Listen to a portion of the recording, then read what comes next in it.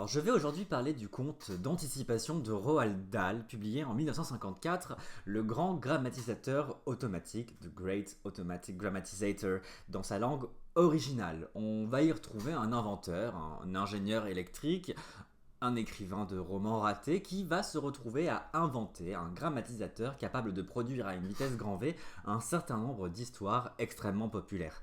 Il commence par des histoires courtes et se dirige ensuite vers des romans qui seront si populaires qu'ils représenteront la moitié de la production littéraire du pays à la fin de la nouvelle. Alors évidemment, on a là une invention qui nous rappelle les capacités des intelligences artificielles comme les LLM et ChatGPT ou Claude qui peuvent produire du texte grammaticalement correct et également des histoires. Alors aujourd'hui, ces histoires sont considérées comme étant un petit peu fragiles d'un point de vue narratif, mais on a ici peut-être une anticipation de ce qu'elle pourrait devenir. Roald Dahl est assez évocatif dans les descriptions qu'il fait de cette machine. Et donc j'étais assez intéressé aujourd'hui pour analyser le design de l'UX et l'UI d'une telle machine dans l'œuvre littéraire de Roald Dahl. Il n'y avait plus moyen d'arrêter Knipe maintenant. Il se mit immédiatement au travail, et durant les jours suivants, une période de travail intense s'ensuivit. Le salon devint jonché de feuilles de papier, formules et calculs, listes de mots, des milliers et des milliers de mots.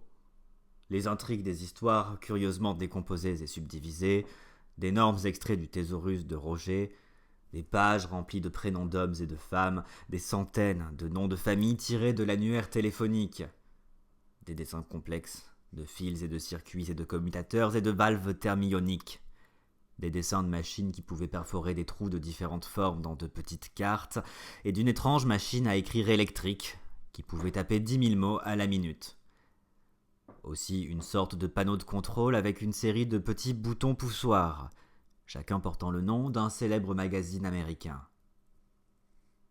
Un certain nombre de ces fonctionnalités anticipent le design des intelligences artificielles qu'on peut utiliser aujourd'hui en poussant peut-être le niveau de feedback et de contrôle un peu plus loin. On a un certain nombre de sliders ou de leviers qui permettent de contrôler des caractéristiques comme l'intensité du rythme ou le niveau de passion dans un dashboard analytique qui permet à l'utilisateur, avec un feedback régulier, d'adapter son récit à ses envies.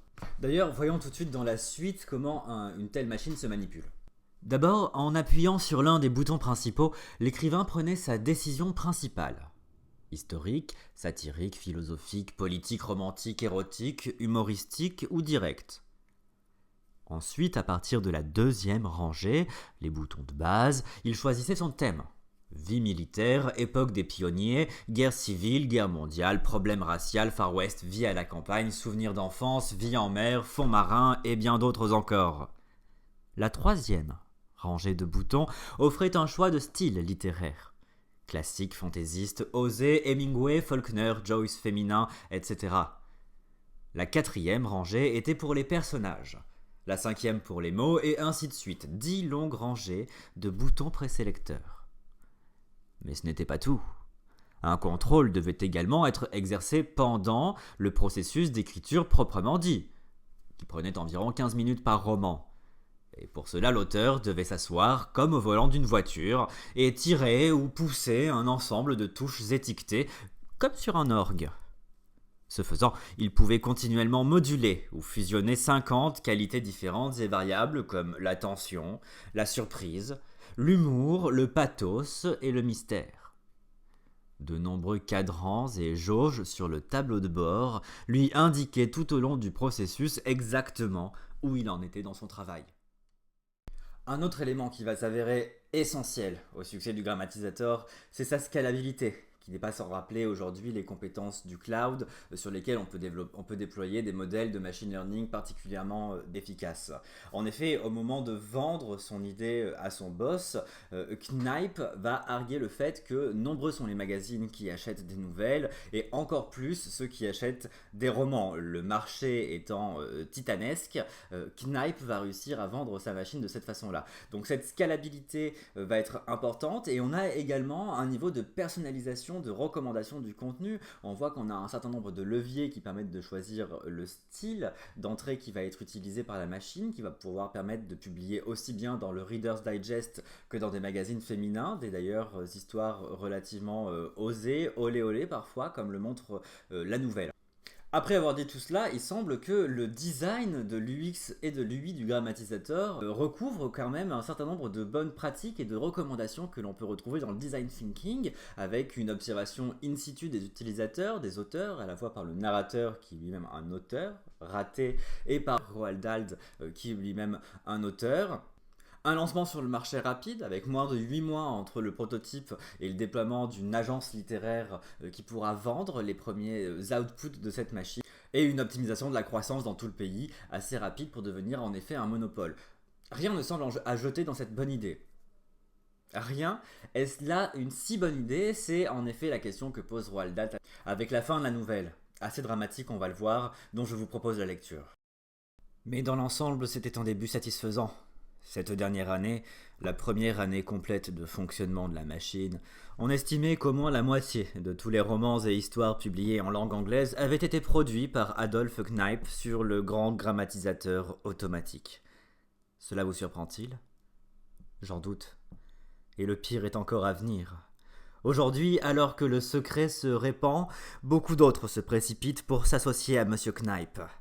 Et pendant ce temps, l'étau se resserre pour ceux qui hésitent à signer leur nom. En ce moment même, alors que je suis ici à écouter les hurlements de mes 9 enfants affamés dans l'autre pièce, je peux sentir ma propre main se rapprocher de plus en plus de ce contrat doré qui repose de l'autre côté du bureau. Donnez-nous la force, ô Seigneur, de laisser nos enfants mourir de faim. Si ce n'était pas encore évident, ces derniers paragraphes de la nouvelle de Roald Dahl nous montrent bien que son invention n'est pas une utopie, ne fait pas partie d'un univers utopique dans lequel les machines accompagneraient les humains dans leurs œuvres créatrices. Au contraire, c'est une œuvre capitalistique qui repose en particulier sur un succès commercial. C'est la raison pour laquelle à la base cette machine a été acceptée par le boss de l'inventeur et la seule raison pour laquelle elle parvient sur le marché et réussit à engloutir tous les auteurs et toute la production littéraire du pays. Évidemment, cette dynamique-là occulte complètement le point de vue des auteurs qui ont cette urgence créatrice qui est pourtant le motif mentionné par l'inventeur au début de la nouvelle. Cet ingénieur raté qui rentre chez lui dans son petit appartement, qui s'installe à sa machine à écrire pour tenter d'écrire des nouvelles qu'il vend, qu'il essaie de vendre et en fait qu'il ne vend pas car elles ne sont achetées par personne. Pourtant, quand on lui demande pourquoi il s'obstine, il mentionne cette urgence créatrice qu'il balaye d'un revers de main à la fin, quand il reçoit enfin le succès et l'argent et le succès et la Cadillac qui sont associés aux histoires que crée le grammatisateur. Évidemment, cette vision-là, c'est celle qui est défendue par Roald Dahl, de ne pas oublier les créateurs pour qui cette urgence créatrice est en fait plus importante presque que le fait de nourrir leurs enfants. On en est au point où si on aime la littérature, si on entend presque le cri d'alarme d'un auteur comme Roald Dahl, qui est de dire que laisser la place à la rédaction des histoires par des intelligences artificielles automatiques reviendrait à laisser mourir ceux qui seraient contre-courant, qui continueraient à essayer de produire par eux-mêmes leur voix intérieure au sein d'histoires, au sein de romans. Il y a là une dimension quasiment mystique. La dernière phrase, donne-nous la force ô Seigneur de laisser s'affamer nos enfants, est une phrase très dramatique. Roald Dahl le sait, c'est celle qui conclut la nouvelle, qui souligne bien l'importance de cette dimension mystique et de cette voix intérieure qui peut s'exprimer par la voix des auteurs. Aussi, voilà une nouvelle que je trouve très intéressante parce qu'elle nous met en garde dans notre quête d'innovation et d'automatisation. Nous ne devons pas oublier la créativité des humains et la vie de ceux qui en dépendent. Alors qu'est-ce qui est intéressant dans cette histoire et où est-ce que ça déraille ? Il convient de noter que moi j'ai découvert cette histoire dans un essai récent publié dans The New Yorker de Ted Chiang sur pourquoi est-ce que l'intelligence artificielle ne fera jamais d'art. L'argument principal de l'auteur est que l'art est le résultat de nombreux et de délibérés choix au cours de la création artistique, ce qui est incapable de faire une IA qui se limite aujourd'hui à un simple prompt de maximum une centaine de mots, c'est-à-dire une centaine de micro-décisions. Pour avoir un acte réellement créatif, il faudrait avoir beaucoup plus de décisions. En tout cas, c'est l'argument principal qui est avancé dans cet article. On voit que dans l'œuvre de Roald Dahl, pourtant cette machine est pourvue d'un certain nombre de leviers qui permettent de faire des choix. Des leviers au niveau des mains, des leviers au niveau des pieds, des boostons qu'on peut actionner pour choisir éventuellement un style. Elle est intégrée dans le processus créatif lui-même. D'ailleurs, les auteurs sont indispensables, ils doivent s'installer eux-mêmes dans la tour de contrôle, ils ont un panneau de contrôle, comme on peut l'avoir d'ailleurs dans certains projets cybernéticiens dans les années qui suivent. Ici, j'illustre ça avec le projet CyberSyn, qui vient du Chili de Salvador Allende, un projet donc socialiste, qui avait pour but de centraliser des informations économiques en temps réel et aider à la prise de décision. Donc c'était vraiment un processus où les données et l'intelligence artificielle étaient intégrées dans le processus de décision humain. C'est finalement peut-être une des idées les plus intéressantes qu'on retrouve dans l'histoire de Roald Dahl. Alors l'histoire déraille complètement, puisque à la fin les humains sont remplacés par la machine et les auteurs ne peuvent plus survivre de leur art. En revanche, l'idée d'intégrer l'IA à ce point dans le processus humain est à mon avis une idée qu'il faut continuer à développer. J'ai d'ailleurs choisi l'image du rhizome ici pour illustrer cette capacité de l'IA à se retrouver à n'importe quel point du processus créatif. Pour nous aider à construire des chemins entre un point de départ et un point d'arrivée, ces chemins peuvent être multiples et peuvent faire l'objet d'une édition successive par l'éditeur qui voudra peut-être en fusionner certains, en supprimer d'autres, en éditer le résultat ou alors suggérer différentes directions dans lesquelles on pourrait se diriger. C'est une façon de montrer comment est-ce que l'IA peut être plus intégrée à chaque étape du processus créatif. Je m'inspire ici d'une image, peut-être que vous la connaissez, des sociologues Deleuze et Guattari.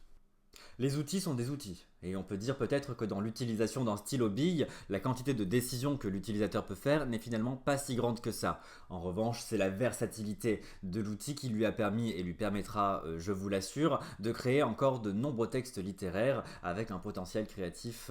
C'est à la façon du stylo bille que les intelligences artificielles devraient se permettre une versatilité qui permette aux créateurs d'utiliser dans le temps, avec effort, avec l'exigence que demande la création, ces outils et ne pas considérer qu'un simple prompt de parfois une centaine de mots seulement, suffira à créer une œuvre pertinente et une œuvre qui pourra être qualifiée d'œuvre créative.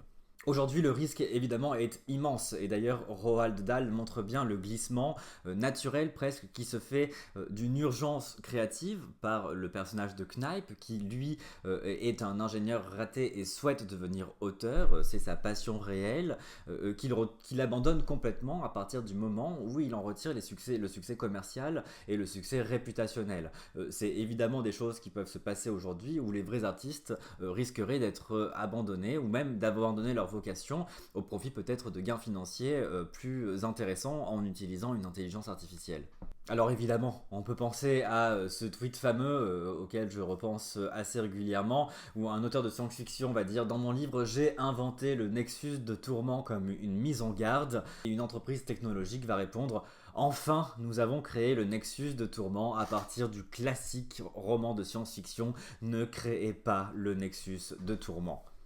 Voilà, j'espère que cette analyse d'une nouvelle vieille de 70 ans vous aura quand même paru d'actualité. Il me semble qu'il y a un certain nombre de principes qui peuvent toujours être applicables aujourd'hui et qui peuvent en tout cas nous inspirer, et un certain nombre de mises en garde, évidemment, d'autant plus cruciales que l'actualité nous demande de nous poser ce type de questions. Si ce type d'analyse vous a plu, n'hésitez pas à liker et à vous abonner en activant la petite cloche si vous voulez être au courant de toutes mes actualités. Quant à nous, on se retrouve très vite pour une prochaine vidéo.